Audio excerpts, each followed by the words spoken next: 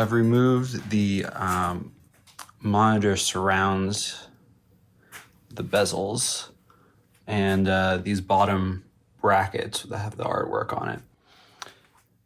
I've also removed the center map. It was pretty dirty back there, and there'll be some cleaning that I'll have to do.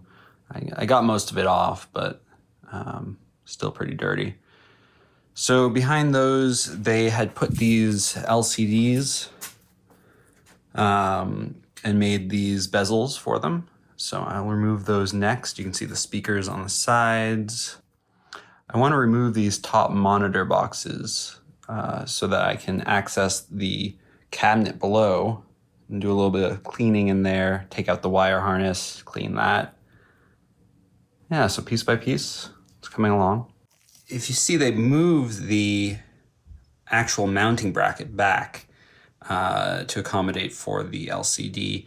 I think the CRT holes are still there, and I can still use them. So if I ever put CRTs in, I'll move these forward. The same with the top, they're moved back a little bit. So I've removed the coin door box from the front. This seemed to have been just screwed on, but I think it's supposed to be attached by a bunch of bolts that cannot easily be removed from the front. Otherwise, you'd just steal the coin box. Just had a couple of Molex connectors. I'm not even sure if the test switches and coin counters are the original from this game. They may be a different one. But yeah, just a couple connectors for the coin mechs and for the test and service buttons. And now I have some access to what's inside here, which looks like a transformer. So I'll get this all cleaned up. And I have bags over the top here because it was a little smelly. So I put some deodorizers in there and just keeping it sealed up to get the smell out. So here's the inside of one of the monitor boxes. You can see I put a deodorizer in there. That's all that is. There is a connector right here that supports it that you can slide this direction, and you can slide that one in. That's how they shipped it originally. But you can also, if you move it to that middle position, you can remove it. I think you have to take out these two. There's a bracket underneath here, and there was a bracket on the side. All right, so it's not only these two bolts you have to remove it. There are two more back there. Then I believe you have to remove all your wire harnesses because otherwise they will get pinched inside of here. So now I have removed the wire harness and the 4 bolts. I just wanted to show that the head will actually slide. I'm not going to move it all the way in right now, but it moves pretty easily. So that's how you take it off. Just a quick video of taking off one of these heads. Just look how filthy it is.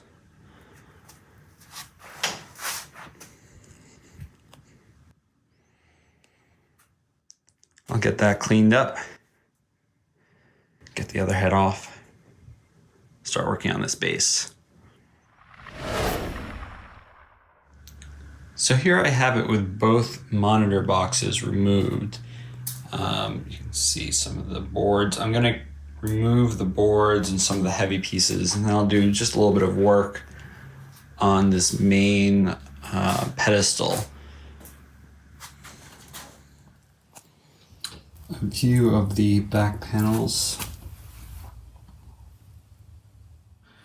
I'm going to strip this down, and I'm going to put a new white matte vinyl wrap, at least on the front and sides, maybe the back as well.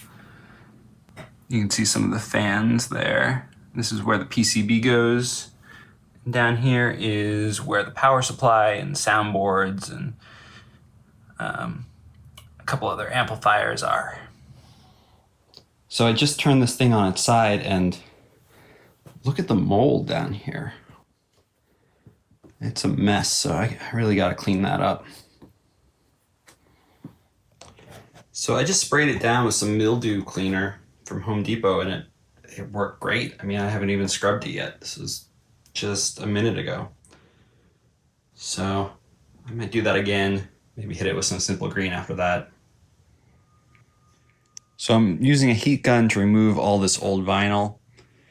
Underneath is pretty nice plywood, so it should be easy to put new vinyl on. So I'm replacing the wheels on the base here because they were gross and a mess. So I found these ones at a McMaster car. They fit perfectly. They'll be great. Just taking off these leg levelers from the main base. I'll clean off some of the rust and paint them. Maybe put on some new feet. All right, so I've stripped down the front and sanded it down. I don't think I need any Bondo. The only parts that are damaged are right here, and those will be behind the coin door box that goes in front there. So I think I'm gonna leave the sides on and just put the vinyl over them. We'll see how that works, see if that's a good idea.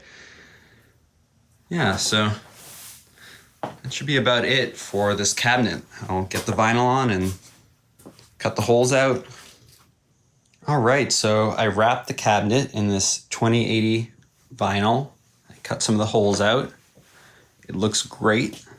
It was not hard to do compared to some other decals I put on.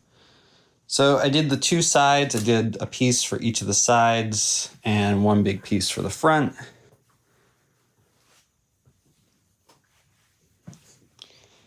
Some of it just folds over on the top, and I'll have to figure out if I want to do the top. You only really see the center section, so I might just do that. But yeah, otherwise, looks pretty good. I'm going to put the wheels and leg levelers back on.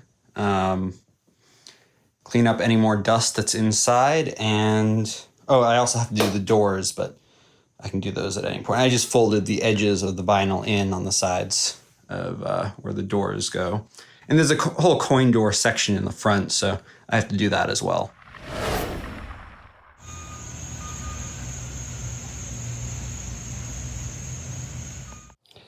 Just to show how many parts this Motor Raid is, I have these brackets down here to attach the bikes. I have a box of parts that need to get powder coated. I have all these parts, all these bolts, all that stuff. I have two boxes, or these are all bolts getting stripped. Some citrus strip.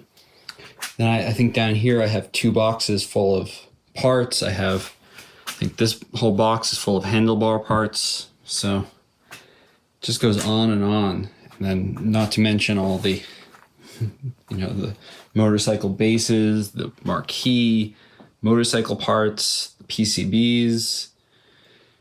It's just so much stuff. So I'll be happy when I get this together. Here's the coin box.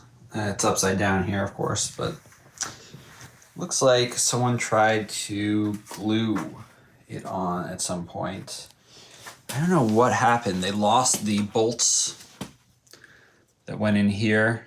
They've got to be the same as these bolts. I'll just try to find more of those. And they just glued it on. And what happened was they ripped off the vinyl that was on there, and the glue did not stick. So I have to do a little bit of cleanup around these spots, take the coin box out, repaint that, and then put vinyl around the front, put a new wheel on, and with new bolts, it should go right on. All right, so I have the two head boxes back on, and I put the computers in, put some of the lights in to test. And I don't have the coin box on yet or the monitors in yet because I'm trying to test the sound. And right now I'm only getting one side of each head. So I have to do a little work on that, figure out what's causing that issue with only one side coming out. I think it's the left side on this side, maybe the right side on this side, or the other way around. The motorcycle speakers were working before I took it apart, so I think that they are still working. I will test those out as well. I may add a different amplifier to this. I may do a 2.1 system where I have a bass shaker on the bike and the two speakers hooked up on the cabinet for each side. So, and I have the test panel and service panel down here. I'm going to switch it with this this one that originally was used on Motor Raids and Manx TT. I don't know where they got this one from, but I think I'm going to get rid of it. It's broken, buttons don't work. Had a lot of plays though. A lot of plays, mostly two-player games too. That may have been from when it was a Manx TT. Anyways, the graphical issues were fixed by that I repair Sega guy.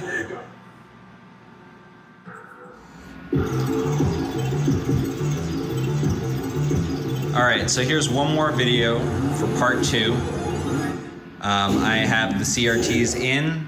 I have the sound working on both channels, on both sides. I added amplifiers in. You can see them down there in the lower coin box. I put in a new test panel in here, which is all working. Put the instructions back in the middle, and it's working great. So I'm really happy with where I'm at. I still have to work on the motorcycles. That will be next. It'll be a part 3 video. So stay tuned. Thanks for watching.